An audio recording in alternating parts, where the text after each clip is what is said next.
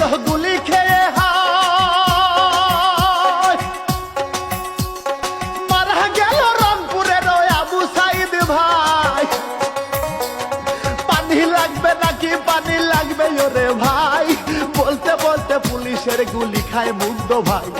সেই কাহিনী শোনেন গো সবাই, কত মায়ের বুক যে খালি হয়, সেই কাহিনী শোনেন গো সবাই। যা বাবা তুই ভালো থাকিস, দিলাম তোরে বিদায়। মা জননীর কত ব্যথা লাগছে কলিজায়, বোনের কান্না দেখে ও ভাই বুক ফাটিয়া যায়। আন্দোলনে শহীদ হলেন প্রিয় সাইদ ভাই, দেশবাসী ভুলিবে না তোমায়।